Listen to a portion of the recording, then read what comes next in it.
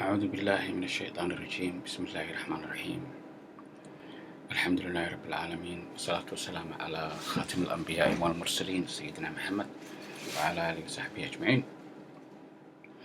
أما بعد، maanta casharkeena waa casharkii sideedaad. wuxuu daba socdaa xuruuful hijaa'iya, tanwiinka, shaqalka gaaban oo kii ugu dambeeyey. hore waxaan usoo dhiganay laba fatxa, tanwiin, laba hoos dhow oo kasra ah, laba tanwiin. Well, let's start. click baa ku samaynaysaa, ku dhawaaqaya webka aan joogno inaan mar walba isxasuusina aan jeclahay. waa Madina Arabic, waan kusoo qori doonaa meesha insha allah. Then casharkan kadib waxaan galaynaa insha allah shaqalka dheer insha allah. ilaahay noo fududay.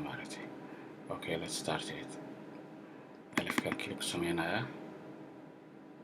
bun,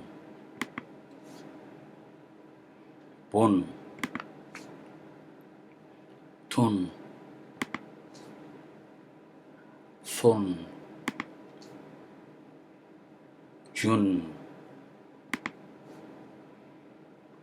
xun, khun, dun, dhun, run, zun, sun, shun, sun, dun, dun, dhun. No, this is dun. labadan waa isku yara egyihiin xoogaa, laakiin markaa ku celcelisid waa kusoo kala baxa insha allah. intu waa to, midna waa to, waa kala fahmi doontaa. muddaana culus xoogaa. dhun, cun, khun, fun, qun, kun, lun, mun, nun,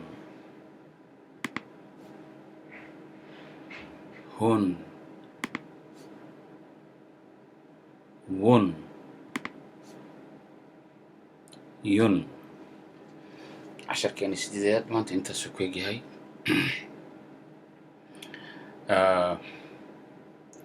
weli waxaan ku jirnaa bayskii, asaaskii alifbeetada. waxaan soo dhiganay alif waxmaal alifbeetada ah 28 xaraf ah. waxaan soo dhiganay kordhow, hoos dhow oo yugod oo ah fatxa, kasra, dama. waxaa haddana soo dhiganay shaqal gaab oo laba ah, tanwiin ah, fatxa iyo kasra iyo kana ugu dambeeya dama ah. markaas waxaan gelaynaa insha allah shaqalka dheer. intaas ajirteed uga baxaya. wabillahi tawfiiq. asalaamu calaykum.